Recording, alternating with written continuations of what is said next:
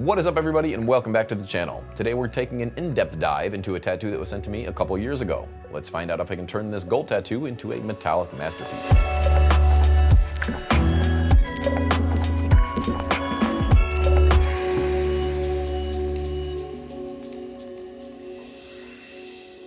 Once again, welcome back. As I said before, this tattoo was sent to me in November of 2023, and the artist Josephine Grippo was tattooing about 3 years at that time. So now she's likely going on year 5, if she's still going about it. I hope you are, Josephine. Josephine sent this gold tattoo in and wanted to know how to make it more metallic. So I figured I'd take a stab at it because, hey, it's right up my alley. So let's take a peek and see what we can do.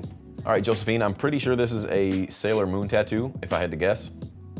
Could be wrong, but it does have those vibes. You did mention that you use round shaders for your lines, and that's something I do as well. But if we look closely at this tattoo, some lines seem to be a bit dug in there deeper than others, especially up near that elbow. So those are the areas that you kind of want to take it a little bit easier on. As opposed to this big thick outline around the entirety of the heart, it is a little thick for my taste, or maybe it's not as clean as it should be. And I think you just got to be a little more aggressive in those areas. Like if we look down at the bottom of this heart, this line on the left-hand side is super clean, but it does loosen up a bit as we get to that top left side. The line on the wing on the left does look to be a bit blown out. It's not bad, but it's definitely visible. One thing that really could benefit this tattoo a whole lot is actually using solid blacks. You do have the right gold tones in here. You've got the browns, the oranges, the yellows, and even the whites, but they're not really that impactful because of the way that they're shaded in or butting up next to each other. So now let's get into the design and see what we can do to make this thing pop that much more. The very first thing I would do is use a very light gray wash outline in between all these little diamond shapes on the inside, or the gem. When you put a gray wash outline in between these shapes, it just makes those colors pop a lot more, and it keeps them looking a lot more clean. It can be hard to keep colors that are next to each other very sharp without the use of a gray wash outline. So that would be my very first step in making this thing just look a lot more crisp. And while we're on the lines, I would go up to those heart shapes and just strengthen in the lines that are on the inside a bit more. Not as thick as the outlines around the outside, but you want some sort of strong black to really make those yellows and pinks pop. Remember, you want to go for strong contrast, so the more darks or blacks you have in between those lighter tones, the brighter they're going to feel. That's really it for the lines, so let's start working on the color. The first thing I do when doing metallic tattoos is get some sort of structure in there with solid black. Usually the black is always on the underside of any given shape, so I would add some blacks here around these rounder bits, and I would also bring some black down here where these browns are, and I would just tie those blacks in together with the lines. So I like to taper some of these black shadows into the line just to give it some nice shape. It doesn't have to follow exactly all the way through. And also, if you were to try to bring those blacks all the way down, it'd be a little more difficult. So just taper it off into the outline. It's a lot easier and it reads super well.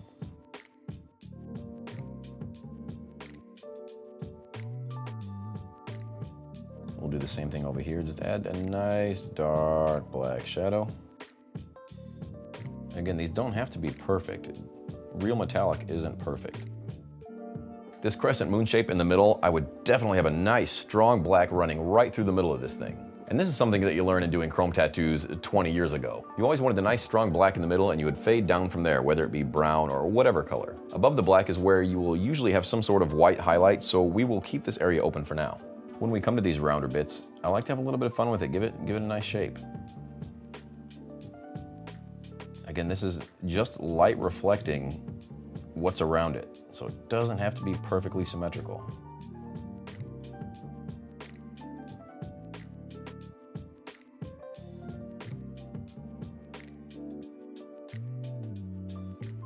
I like to add little embellishments here and there just to, it gives it a nice shape. It doesn't keep it flat looking.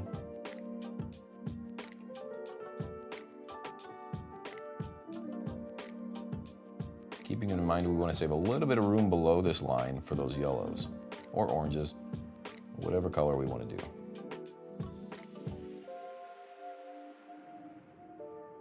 When it comes to gold tattoos, I like to blend darker browns and almost a burnt orange into my blacks just to give it some nice depth. I'll save a little bit of room for those lighter yellows to come back later just to make it feel a lot more round. I actually want to kind of bring it down below it so we can save some room in the middle for some white highlights.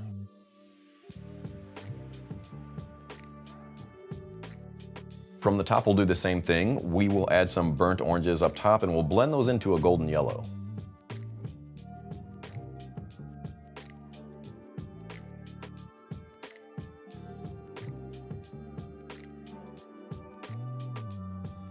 Wherever there's areas that are curving, sometimes I'll get away from that, and I can always add yellows on top of that too. It just, again, adds a nice shape.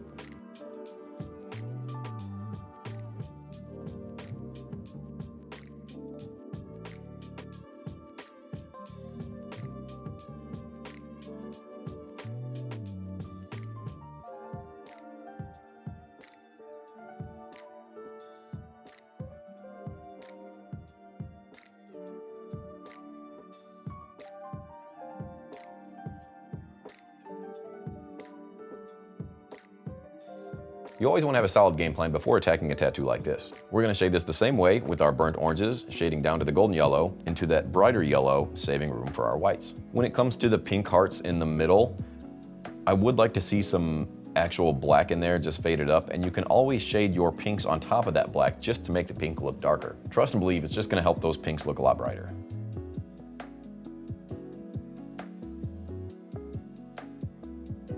When we're doing the gems in the middle, it's always nice to have a darker tone of your lighter tone. Try to think in twos if you can. You have light blues, but we're missing a lot of dark blues. And when it comes to this area of the tattoo, you can almost be a little more random than anywhere else, because the way light refracts and reflects off these different shapes, it's gonna be different. So I would just add a few dark blues over here, maybe one or two over in this section. You do have some darker pinks, but the other pink that you used is almost like a mid-tone. You wanna have a nice contrast. And same thing could be said about those purples. You have this mid-tone purple running through the entire thing. Just add some darker purples in there, and just make sure when you're shading these triangles, you butt it up right next to those gray wash outlines. You want this thing to look as clean as possible.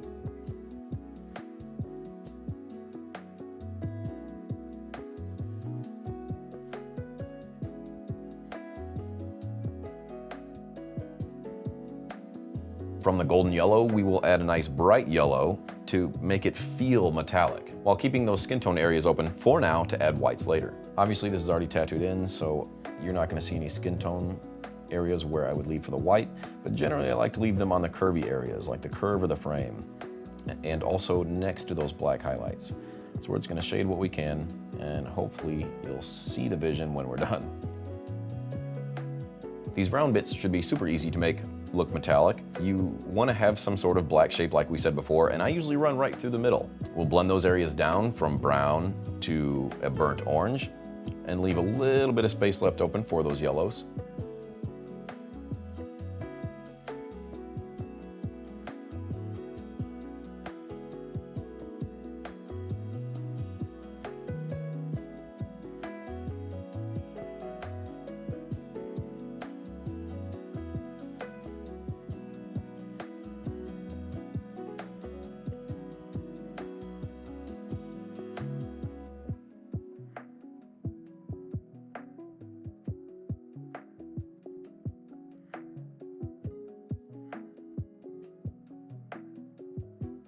Now it's time for my favorite part, and that's the whites. All those little areas that you left skin tone, we're gonna be adding whites. We don't want any skin left open when it comes to this gold area. Generally, I'll work a little bit slower with the whites just to make sure it has time to saturate the skin. We wanna keep these white highlights as sharp as possible. So generally, I'll use like a 9-liner or a 5-liner to keep a really crisp edge.